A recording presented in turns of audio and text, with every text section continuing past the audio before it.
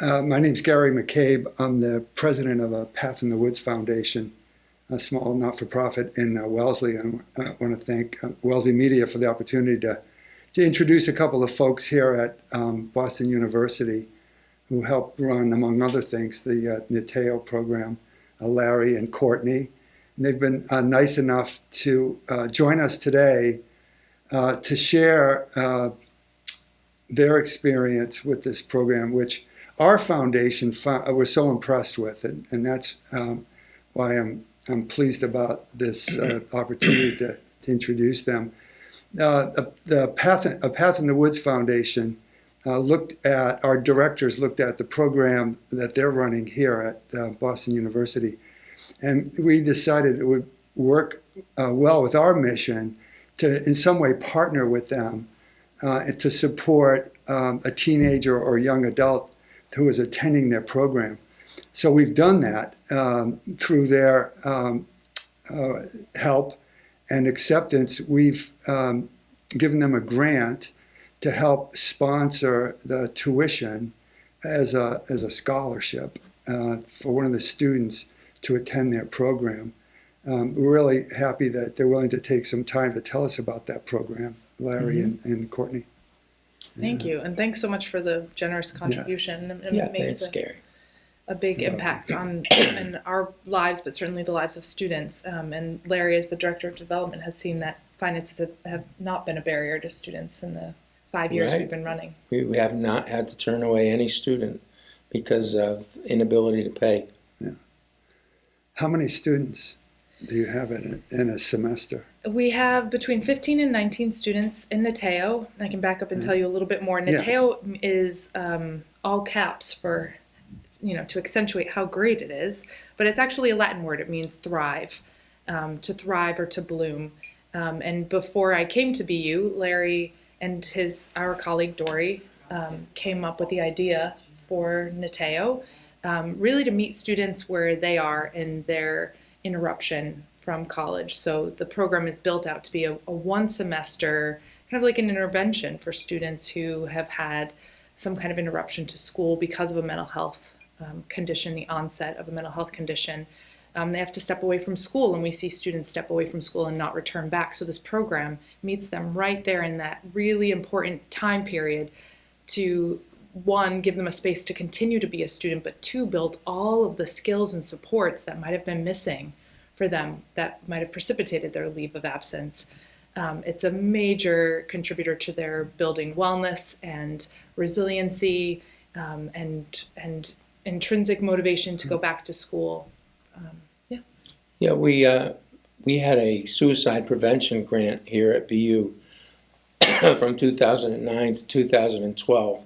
Sorry, I'm a little hoarse. And during that time, we really tried to change the culture on the campus because college-age distress was really skyrocketing, and it still is in a lot of places. A lot of college kids are having a more and more difficult time dealing with depression and anxiety.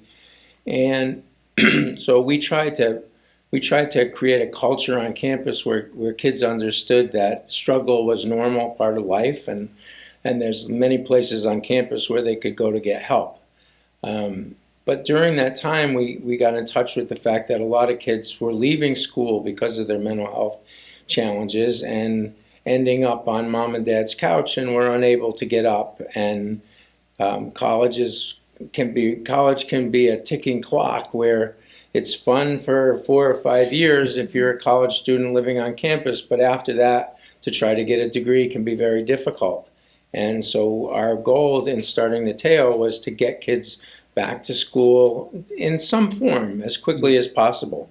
It didn't have to be the same school that they were at. It didn't have to be full-time, but just jumpstart it, get them going. So just this past Friday, we celebrated our 5th year. We had 10 semesters of students successfully go through the program, and we've reached 150 alum.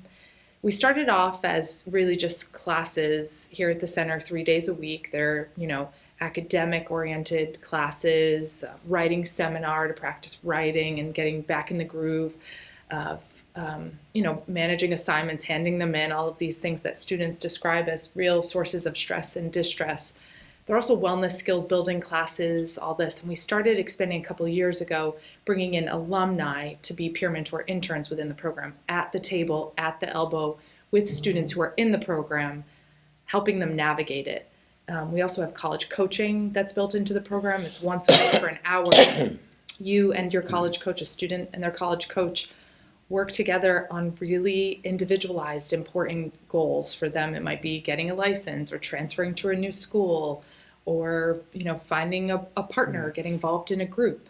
And that coaching goes on beyond the semester, right? It can, yeah, and it often does. We say that it's a great way to support the transition back to school or work. Students go on to leave NITEO and back to school or work at 90%, and to you're with your coach for 15 weeks. You've really explored and navigated so much together as a team. And that partnership is really helpful to continue. One of the questions I get about our foundation is how students find us, right? And so we have to rely on others. The work you're doing here is once they get here, right? How do the students find you? Yeah, it's increasingly a ripple effect that, family members who connect in the community or connect because they're neighbors, or they go National Alliance for Mentally Ill. The family to family program through NAMI is a great way that families, and also students who go back to school. Those universities can then direct students back to us and say, we've had students successfully go through this program, come back and thrive on our campus, and they do some recommending success for us as well. Stories. Exactly. Yeah, and Courtney did a lot of initial work in getting out into the community and speaking at hospitals, to social workers, to families, in college mental health offices. But now, as you say, the ripple effect seems to be what's getting us the most people. And then some, we're asked to present quite a bit nationally and internationally at conferences, so to talk about the work, and that's kind of catching on as well. Right. And one of the other things I talk about is the support you have from the larger community here at BU and at the center. To give you the space, right, to work in. How did that come about? How did you find a home for this program? Was that you? Well, I've been here 35 years, so you were already here. Yeah, so we've been running lots of different programs over the years to help people with mental health challenges find valued roles in the world, be going back out to school someplace, or learning how to go back to work. And so we've had a place at BU for a long time, and we were kind of the pioneers of supported education, which is really helping people with mental health challenges go to school. So it already had a home. Yeah, I recall you telling me when we first met, Larry, but some of the other funding sources you had, the private foundations. Some larger than ours that have helped to fund this program. Right. Is that still something you rely on? Yes, we have one foundation called the Sidney Bear Foundation, and Sidney Bear was a Midwestern department store heir who developed mental illness while he was at Yale in college, and ended up having to leave Yale and came back to the Boston area. And my understanding, and I could be a little bit off, was that he kind of became a hermit and lived in a hotel here and developed a sickness that was going to be the end of him. And he and a lawyer decided he wanted the money to go so that this didn't happen to other people. And so the Sidney Bear Foundation provided the early funding for NITEO to get started, gave us a grant when we hired Courtney, and now it's a fully functional program on its own with fees that we charge. But like I said before, we've had these consistently we've had these families who've been able to give us support to help future students come to NITEO and so anybody who has had no money to be able to come, we've been able to provide. That's kind of that ripple effect you were talking about, people hearing from other people. I think that could be a benefit of this conversation, that others will see what you're doing, Mm-hmm. and how it's reached out to Wellesley even, and if not, other communities, I'm sure they're around the greater Boston area. Maybe Yeah. Courtney could talk a little bit about the offshoots we've had with lead and coaching on their own. Yeah, of course. I mean, when we first started 5 years ago, the hope was that we would be NITEO online, NITEO on every college campus, and quickly. And it's a big undertaking. And I think universities, when we talk about replicating on another site, and I think we believe that it's really important to be campus based. So on another university campus, I think they realize that it's maybe more resources than they can offer to students who are maybe not theirs, because NITEO is comprised of not just BU students, but students who've matriculated anywhere, and also students who are off campus and on leave of absence. So lots of universities, that is to say, are really focused on their current active students. Trying to find a seat at that university. Yeah, right. Yeah, agreed. Yeah, because those kids are not there anymore. They're not there, and they're not theirs in some cases. So what we did, we acted quickly and responded with maybe unbundling all of NITEO, and we kind of pulled out what we saw a little bit as the meat and potatoes, the academic seminar and the wellness seminar from the program. So 2 one-hour classes built into this 25-hour-week program. And we turned it into a course, and we piloted it here at the center for a semester, and we had so many BU students coming weekly, and not for credit, but coming because they care, coming because they want to talk about where wellness meets academic persistence. They want to talk about where those two meet and how to stay well and take care of themselves and not go off the rails when a paper's assigned or a test is coming up or a presentation's on the horizon, but just kind of get through it and do well and feel good about in themselves. these 5 years, have you learned more about that how important mental wellness is to academic success? I think we knew it, in literature, and we've seen a lot of it maybe up front. But what we have also learned is that, universities are very easily picking up this course we call LEAD.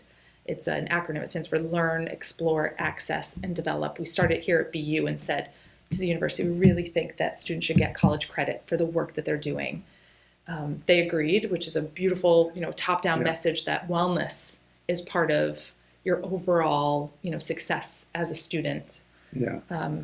And so, we have 7 universities that we're working with in different stages of, fully off the ground and running, taking on LEAD and offering students college credit. So, progress toward their degree, and at the same time, the skills that are critical at school to stay in and well and beyond. Very transferable skills. Right.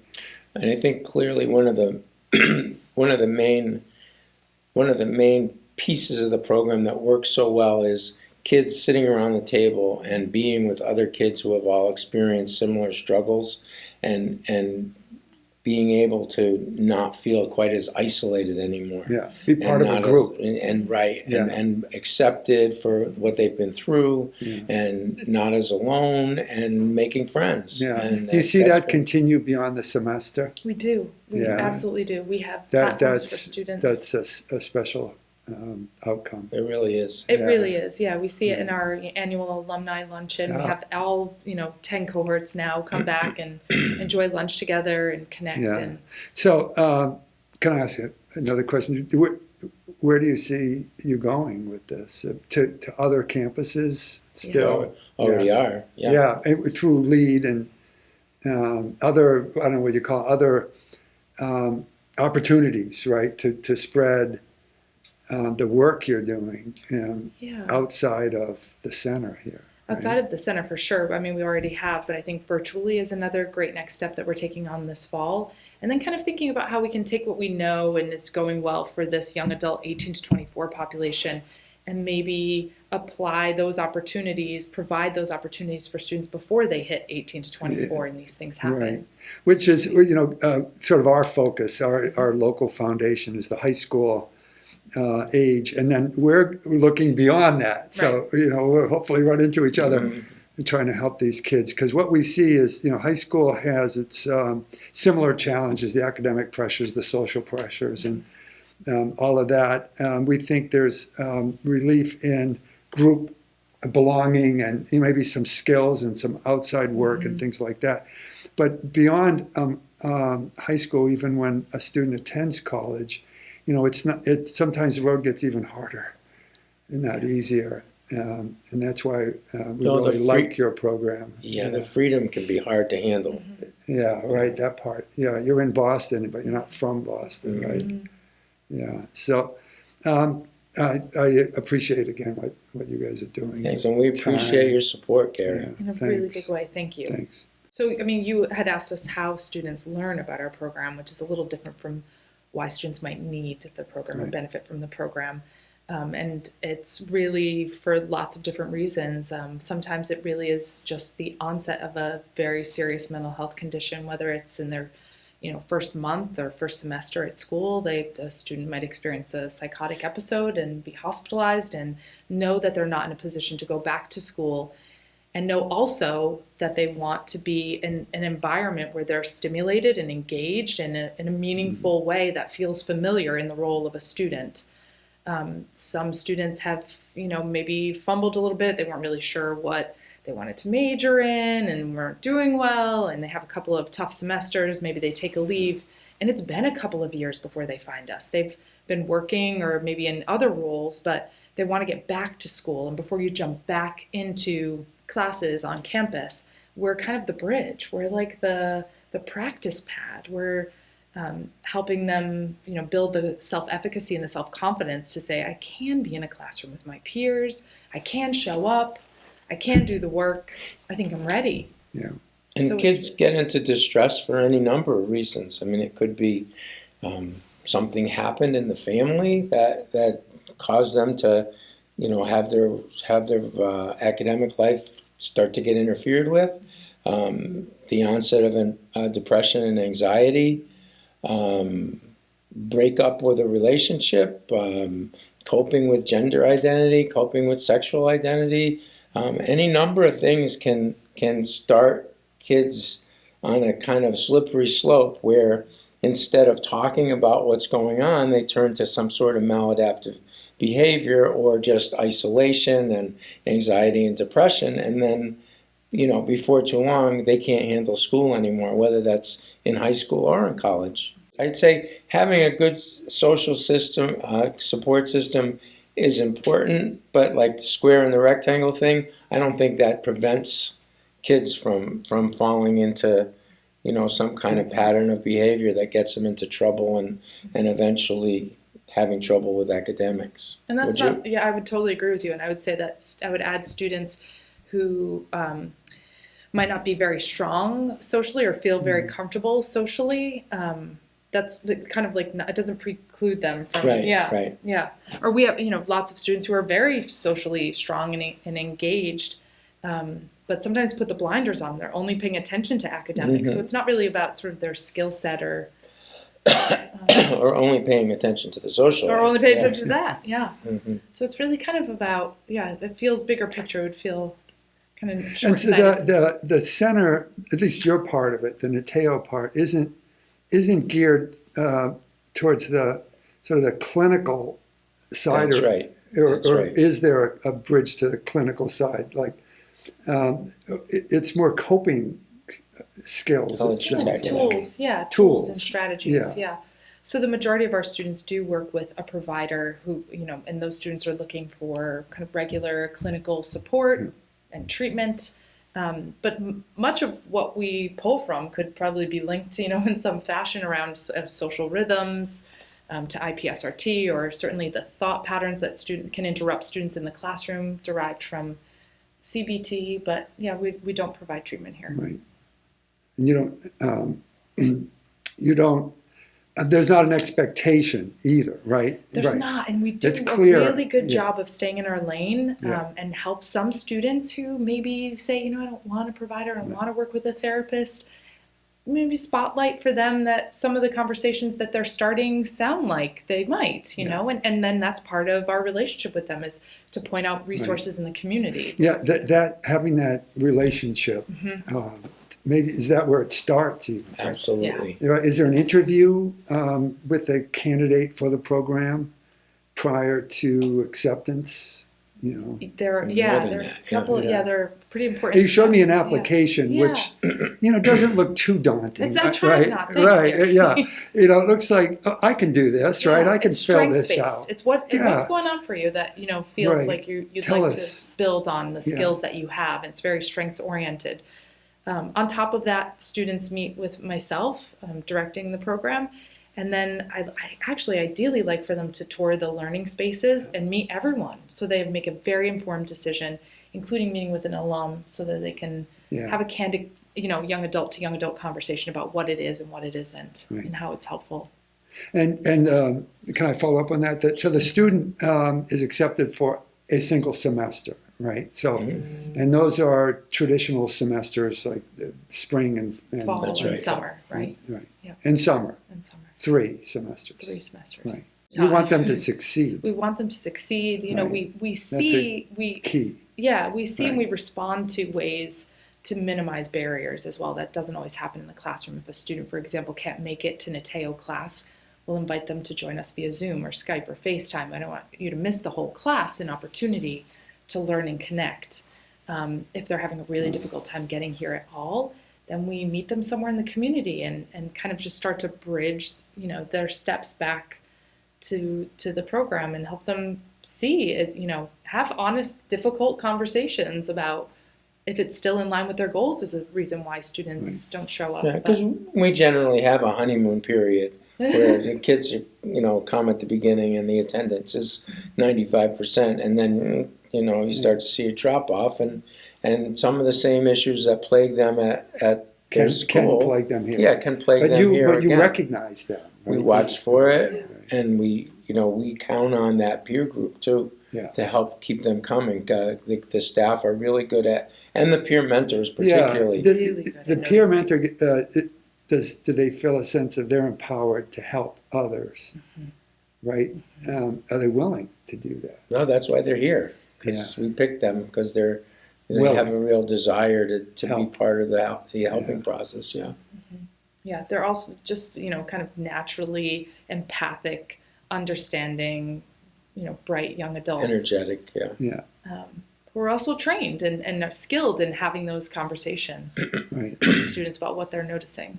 And does a follow up to the question? Does the idea that I got to get through a semester versus a year or 4 years, does that help to take it in smaller pieces? I don't think a semester is a small piece. I think it's a really long stretch of time. Doesn't And help so- everybody, no.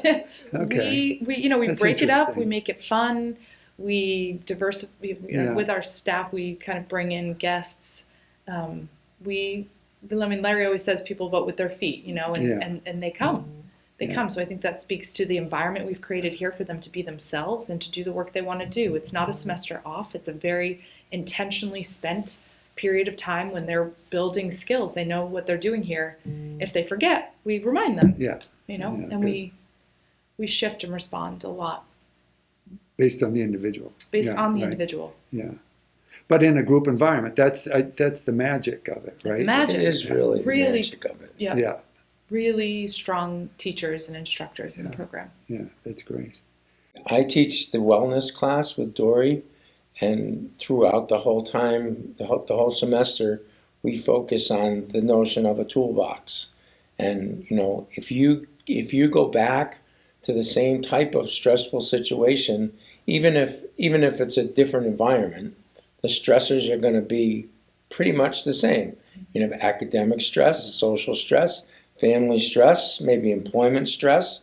And if you go back to those things and try to cope with them the same way you did before, the same thing's probably going to happen. So we try to really engage people to take Bring this that toolbox. new toolbox with them Right. and not just learn the skills, but practice them in the classroom. Empathy skills, being able to kind of step back and watch your own thinking. So I guess you'd call it mindfulness skills and watching for the kind of thinking traps that we all live with and have to go through during the day, like catastrophic thinking or black and white thinking. and then trying to teach them some strategies to not do that. Just this year, we started a series for families. We call it Family and Friend College Mental Health Night. And it's really just each event is like an independent conversation around some kind of pocket that's traditionally come up for families. You know, when you love and are supporting a young adult who develops a serious mental health condition, cohabitating is different. Or when they leave school and come back home, that can feel different when you're under the same roof again. So we talk to them about just create a space for families to connect and support families, but also, I guess we kind of do a wraparound team approach sometimes with students. Create space for families. We like to say we acknowledge it's a family experience, that this is the student's journey, and all of the work here from top to bottom, they are in the driver's seat and at the center of all the planning, but their families are often supporting them in one way or another, and it feels responsible and healthful to bring them into the conversation. I can see that very much from personal experience, right? How important that is. For you to welcome that next level, that family. Yeah. I guess while they're in the program, we also host this end of semester open house that we just hosted on Friday. This is the, as at least this last Friday, 17 students who graduate the program, all of our staff and all of their family, friends, Grandma Mary and everyone come that's great. to celebrate. This is a recognition of all of their accomplishments in the program, that it's one full difficult semester, long semester of hard work. And then we give families an opportunity to share, how the program's impacted them. Yeah, it is tell their story. really moving.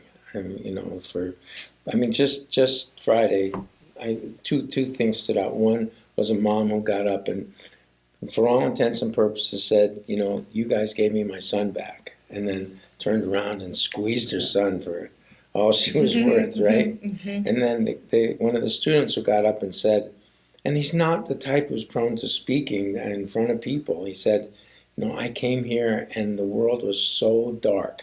I was just in a completely dark place, and I'm leaving a completely different person. With friends. Yeah, with friends, Yeah, right. testimony. Yeah, it was really, there wasn't a dry eye in the house. No. That's why you do it. Yeah, exactly, yeah.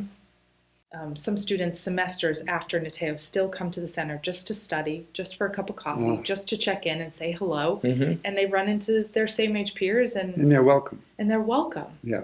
Yeah, so much of it is about the environment that Larry and Dory have created here.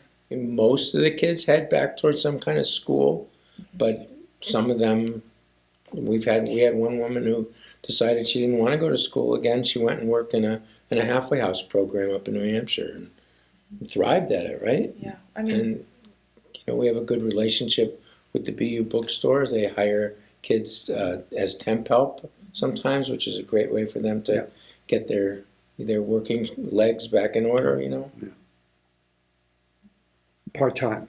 Yeah, Right, part-time. just to get started. Temporary, yeah. Yeah. Right, that's this program, that work-study internship program. It's part-time after school. Right. So, you build relationships outside of,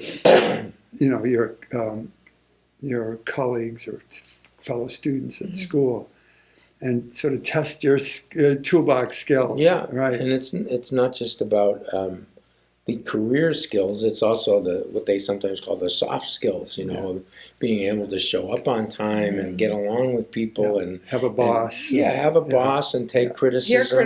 Hear criticism. That's a tough one. Asked to do something different, right? And when you're in the middle of doing something else and not get flustered by it. Yeah. All those kinds of things we call vocational maturity. Which the only way you can get it is by having vocational immaturity. Yeah, I like that. I'll take that phrase with me. Thank you. Great. Thank you, Bob. All right. Oh, thanks, That's Gary. great. Thank you Thanks so for much. taking the time. Anytime, Gary.